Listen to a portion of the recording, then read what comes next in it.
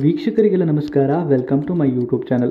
ಇತ್ತೀಚೆಗೆ ಪ್ರಸಾರವನ್ನು ಆರಂಭಿಸಿರುವಂತಹ ಕರ್ಣ ಧಾರಾವಾಹಿಯು ತನ್ನ ಕಥೆಯನ್ನು ಯಾವ ರೀತಿ ಸಾಗಿಸ್ತಾ ಇದೆ ಅಂತ ನೀವು ಕೂಡ ನೋಡಿದ್ದೀರಾ.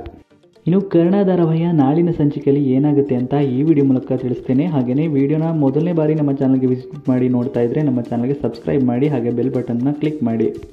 ಮೊದಲನೇದಾಗಿ ಹೇಳಬೇಕು ಅಂದರೆ ಕರ್ಣ ಧಾರಾವಾಹಿಯಲ್ಲಿ ದೊಡ್ಡ ಟ್ವಿಸ್ಟ್ ಅಂತೂ ಇದ್ದೇ ಇದೆ. ಅದೇನು ಅಂತ ಮುಂದೆ ನಿಮಗೂ ಕೂಡ ಗೊತ್ತಾಗುತ್ತೆ. ಇನ್ನು ಕರ್ಣ ಧಾರಾವಾಹಿಯಲ್ಲಿ ನಿಧಿ ಅವ್ರನ್ನ ಕರ್ಣ ಅವರೇ ಕಾಪಾಡಿರ್ತಾರೆ.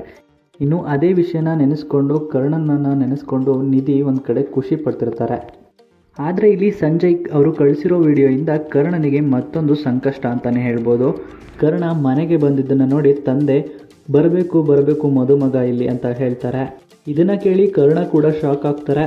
ಇನ್ನು ಕರ್ಣನಿಗೆ ಸಿಹಿ ಅಂತ ಹೇಳಿ ಉಪ್ಪನ್ನು ಮಿಕ್ಸ್ ಮಾಡಿರುವಂತಹ ಕೇಸರಿ ಬಾತ್ನ ಕೊಡ್ತಾರೆ.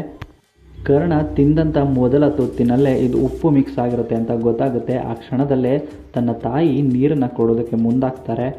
ಉಪ್ಪು ತಿಂದವನು ನೀರು ಕುಡಿತಾರೆ, ಆದರೆ ಸಿಹಿ ತಿಂದವರು ಅಲ್ಲ ಅಂತ ಹೇಳಿ ಆ ನೀರನ್ನು ಕರ್ಣನ ತಾಯಿಯ ಮುಖಕ್ಕೆ ಹಾಕ್ತಾರೆ ತನ್ನ ತಂದೆ.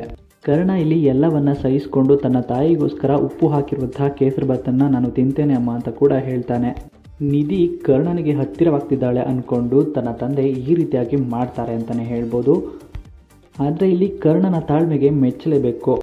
ಇನ್ನು ಕರ್ಣ ಕೂಡ ಸಂಕಷ್ಟದಲ್ಲಿದ್ದಾನೆ. ಇನ್ನು ಕರ್ಣನಿಗೆ ಮತ್ತಷ್ಟು ಹತ್ತಿರವಾಗ್ತಿರುವಂತಹ ನಿಧಿ ಬಗ್ಗೆ ಗೊತ್ತಾದರೆ ನಿಧಿ ಬದುಕು ದಿಕ್ಕಾಪಾಲು ಅಂತ ಕೂಡ ಹೇಳ್ತಿದ್ದಾರೆ ಕರ್ಣನ ತಂದೆ. ಮುಂದೆ ನಿಧಿಯ ಬಾಳಲ್ಲಿ ಏನೆಲ್ಲ ಆಗುತ್ತೆ ಅಂತ ಕಾದು ನೋಡಬೇಕಾಗಿರುವಂಥದ್ದು. ಒಂದು ಕಡೆ ನಿಧಿ ಕರ್ಣ ಸರ್ನ ಜಪ ಮಾಡಿಕೊಂಡು ಕರ್ಣನ ಬಗ್ಗೆ ಕನಸು ಕಾಣ್ತಿದ್ದಾರೆ. ಇನ್ನೊಂದೆಡೆ ಕರ್ಣನ ಮನೆಯಲ್ಲಿ ನಿಧಿ ಹೆಸರು ಜಾಸ್ತಿ ಕೇಳಿ ಬರ್ತಿರೋ ಕಾರಣಕ್ಕೆ ನಿಧಿಯ ಬಾಳಲ್ಲಿ ಏನಾಗುತ್ತೆ ಅಂತ ಕಾದು ನೋಡಬೇಕಾಗಿರುವಂಥದ್ದು. ಇನ್ನು ಸಂಜಯ್ ಮಾಡಿರುವ ಕುತಂತ್ರದಿಂದ ಕರ್ಣ ಮತ್ತು ನಿಧಿ ಮತ್ತಷ್ಟು ದೂರವಾಗ್ತಾರಾ ಅಂತಲೂ ಕೂಡ ಕಾದು ನೋಡಬೇಕಾಗಿರುವಂಥದ್ದು.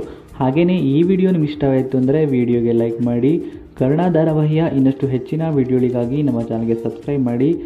ಹಾಗೆಯೇ ನಿಮ್ಮ ಪ್ರಕಾರ ಕರ್ಣ ಮತ್ತು ನಿಧಿ ಇಬ್ಬರು ಜೋಡಿ ಆದರೆ ಕತೆ ಯಾವ ರೀತಿ ಸಾಗುತ್ತೆ ಅಂತ ನಿಮ್ಮ ಅನಿಸಿಕೆಯನ್ನು ಕಮೆಂಟ್ ಮೂಲಕ ಕಮೆಂಟ್ ಮಾಡಿ ತಿಳಿಸಿ.